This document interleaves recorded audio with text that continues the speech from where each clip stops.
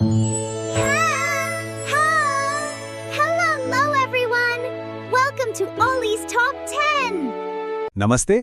आज हम एक बेहद दिलचस्प सफर की शुरुआत कर रहे हैं। हम बात करेंगे भगवान विष्णु के 10 अवतारों यानी दशावतार की।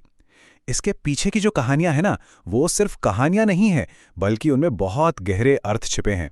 तो चलिए बिना किसी देरी के इस चर्चा में गोता लगाते हैं और शुरुआत करते हैं सबसे पहले रूप से, जिसे हम मत्स्य अवतार के नाम से जानते हैं। अब देखिए, इस विश्लेषण की शुरुआत हम एक बहुत ही गहरे सवाल से करते हैं। सोचिए, जब सब कुछ डूब रहा हो तो आखिर क्या करें? है ना कमाल का सवाल। जिंदगी के किसी न किसी मोड़ पर हम सबने ऐसा महसूस किया है, जब लगता है कि भाई सब कुछ हाथ से फिसल रहा है, चारों तरफ अंधेरा है और कोई रास्ता नहीं दिख रहा। तब क्या करना चाहिए? मत्स्य अवतार की ये प्राचीन कथा असल में इसी बेहद आधुनिक और उलझे हुए सवाल का एक शानदार जवाब है। और इस पूरी चर्चा में हमारे साथ हैं एक बहुत ही खास गाइड, ओली। ओली हमें इस दशावतार के पूरे कॉन्सेप्ट को समझने में मदद करेंगे। स्रोत बताते हैं कि जब जब इस सृष्टि पर कोई बड़ा संकट आया, या यूं कहें कि जब भी अच्छाई खतरे में पड़ी, तब भगवान विष्णु ने इस दुनिया को बचाने के लिए नए रूप लिए।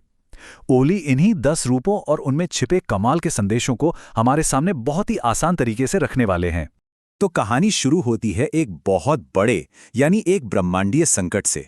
यह सतयुग के अंत का समय था।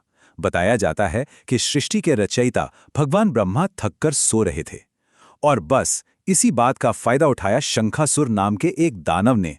उसने ब्रह्मा जी के मुख से सीधे वेदों को ही चुरा लिया। अब वेद तो सारे ज्ञान का आधार है ना। उस दानव ने उन्हें चुराकर समुंदर की सबसे गहरी खाइयों में छिपा दिया। और मानो इतना ही काफी नहीं था, एक भयंकर महाप्रलय भी आने वाली थी, जो पूरी दुनिया को डुबोकर खत्म कर देती। मतलब एकदम पैनिक वाला माहौल। अब इतने घोर अंधकार और संकट के बीच हमारी कहानी की स्पॉटलाइट जाती है एक बहुत ही नेक और न्यायप्रिय राजा पर, राजा सत्यव्रत। एक सुबह की बात है, राजा सत्यव्रत नदी के किनारे पूरी श्रद्धा से प्रार्थना कर रहे थे। तभी उनके साथ एक बड़ी ही अजीब सी घटना हुई। जैसे ही उन्होंने हाथ में जल लिया, उन्हें पानी में एक बहुत ही नन्ही सी मछली दिखाई दी। और हैरान करने वाली बात यह थी कि उस छोटी सी मछली ने राजा से मदद मांगी। उसने कहा कि उसे बड़ी मछलियों से बचाया जाए, वरना वो उसे खा जाएंगी। राजा सत्यव्रत बहुत ही दयालु इंसान थे, तो उन्होंने बिना कुछ सोचे उस नन्ही मछली को अपने कमंडल में सुरक्षित रख लिया। लेकिन इसके बाद जो हुआ ना, वो एकदम चमत्कार था। उस मछली का आकार बहुत ही तेजी से बढ़ने लगा। अगले ही दिन वो कमंडल उसके लिए छोटा पड़ गया। राजा ने उसे एक बड़े बर्तन में रखा, फिर वो भी छोटा पड़ गया, तो तालाब में डाला, फिर नदी में, और आखिरकार मछली इतनी विशाल हो गई कि उसे सीधे बड़े समंदर में छोड़ना पड़ा। रोजाना इस तरह से बढ़ता उसका जादुई आकार ये साफ बता रहा था कि भाई ये कोई साधारण मछली तो बिल्कुल नहीं है।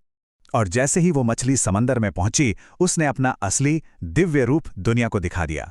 वो एक बेहद विशाल सुनहरी चमक वाली मछली में बदल गई, जिसके माथे पर एक चमकता हुआ सींग था। फिर अचानक आसमान से एक आवाज गूंजी, राजन, मैं भगवान विष्णु हूं, महाप्रलय आने वाली है, एक बड़ी नाव तैयार करो। उस दिव्य शक्ति ने राजा को आने वाले विनाश की चेतावनी दी और कहा कि वो सारे बीजों, पौधों और प्राणियों को बचाने के लिए एक बहुत बड़ी नाव बनाए। इसके बाद का जो दृश्य है ना, वो सच में रोंगटे खड़े कर देने वाला है। जब वो भयंकर महाप्रलय आई, समंदर उफनने लगा और ऐसा लगा जैसे अब सब कुछ खत्म हो जाएगा। तब उसी मत्स्य अवतार ने उस विशाल नाव को उस डरावने तूफानी पानी के बीच से सुरक्षित खींचा। नाव को एक रस्सी से उसी सुनहरी मछली के सींग से बांधा गया था। सोचिए, बिना रुके उस भयानक तूफान में भी उन्होंने नाव को तब तक खींचा जब तक प्रलय शांत नहीं हो गई। और हाँ, रास्ते में उस दानव शंखासुर का अंत करके चुराए गए वेदों को भी वापस ले आए। ये जीवन और ज्ञान दोनों को बचाने की एक बहुत ही अद्भुत घटना है। तो इस पूरी घटना से हमें समझना क्या है? इसका सबसे अहम मैसेज ये है कि इतनी बड़ी सृष्टि को बचाने के लिए ईश्वर ने एक छोटी सी मछली का रूप चुना। ये हमें एक बहुत ही पते की बात सिखाता है, जब इरादा बड़ा हो तो कोई भी रूप छोटा नहीं होता। बिल्कुल सही सुना आपने। असीम ताकत और क्षमता अक्सर उन चीजों में छिपी होती हैं जिन्हें हम बहुत छोटा या मामूली समझ लेते हैं। किसी का बाहरी आकार कभी ये तय नहीं कर सकता कि उसके इरादे कितने महान हैं। चलिए, ये तो हो गई पौराणिक कथा, लेकिन अब बात करते हैं कि इस ज्ञान का आज की हमारी असल जिंदगी में क्या काम है। मत्स्य अवतार की इस कहानी से हम 3 बहुत ही शानदार और व्यवहारिक बातें सीख सकते हैं। पहली है दयालुता, दूसरी है साहस और भरोसा, और तीसरी सबसे खास है ज्ञान की रक्षा। देखिए, ये सिर्फ कोई पुरानी फिलॉसफी नहीं है, बल्कि ये वो सॉलिड सिद्धांत हैं जिन्हें हम आज भी अपने हर दिन के जीवन में बहुत आसानी से उतार सकते हैं। आइए सबसे पहले बात करते हैं दयालुता की।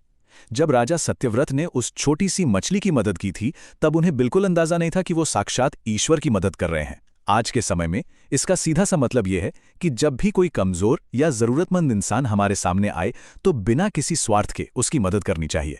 आप कभी नहीं जानते कि आपका एक छोटा सा दयालु कदम कब किसी का पूरा भविष्य बदल दे या सच में किसी की जान बचा ले। और ये कहानी हमें एक और बहुत ही दिलचस्प नजरिया देती है।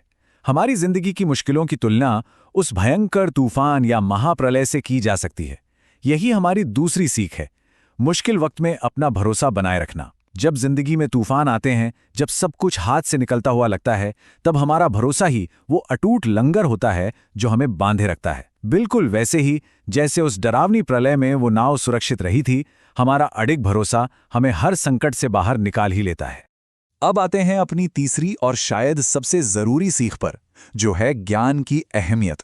जरा गौर कीजिए, प्रलय के उस भयानक वक्त में भगवान ने किसी बड़े महल, सोने चांदी या किसी और कीमती सामान को नहीं बचाया। उन्होंने बचाया वेदों को, जो ज्ञान का सबसे बड़ा प्रतीक है। ये इस बात का बहुत बड़ा सबूत है कि सच्ची शिक्षा, हमारी बुद्धिमत्ता और ज्ञान ही हमारी सबसे असली संपत्ति है। यही वो खजाना है जिससे हमारा समाज आगे बढ़ता है। इसलिए इसकी हिफाजत तो हर हाल में होनी ही चाहिए। इस पूरे विश्लेषण का जो असली निचोड़ है, जिसे स्रोत में ओली की नीति कहा गया है, वो एकदम साफ है। दयालुता से बड़ा कोई धर्म नहीं। बस यही वो मेन पॉइंट है जो हमें अपने जहन में बिठा लेना है। राजा की दिखाई गई वो जरा सी करुणा, एक नन्ही मछली को बचाने का वो निस्वार्थ फैसला, आखिर में पूरे ब्रह्मांड और उसमें मौजूद हर एक जान को बचाने का कारण बन गया। यह हमें बार बार याद दिलाता है कि निस्वार्थ सेवा और करुणा में सचमुच कितनी बड़ी और ब्रह्मांडी ताकत छिपी होती है। अब अपनी इस चर्चा के आखिरी पड़ाव पर आते हुए मैं चाहूंगा कि हम इन बातों को सिर्फ सुनकर भूल ना जाएं। चलिए थोड़ा आत्ममंथन करते हैं। खुद से ये 3 सवाल जरूर पूछिए। पहला, आज मैंने बिना किसी स्वार्थ के किसकी मदद की?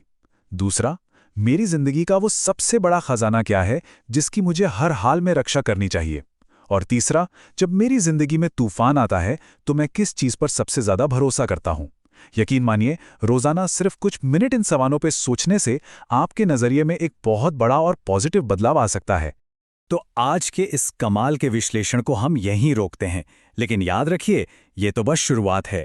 हमारी अगली चर्चा में हम भगवान विष्णु के दूसरे रूप यानी कूर्म अवतार के बारे में बात करेंगे, जिन्होंने समुद्र मंथन के दौरान पूरी सृष्टि का भार अपने ऊपर ले लिया था। और जाते जाते मैं आपको एक बहुत ही गहरे सवाल के साथ छोड़ रहा हूं, जिस पर हम अगली बार बात करेंगे। जब सबका बोझ किसी एक पर आ जाए तो क्या करें? इस बारे में जरूर सोचिएगा। तब तक के लिए सीखते रहिए और ज्ञान के इस शानदार सफर में हमारे साथ जुड़े रहिए। Ollie says, hope you liked the video. Thanks for listening.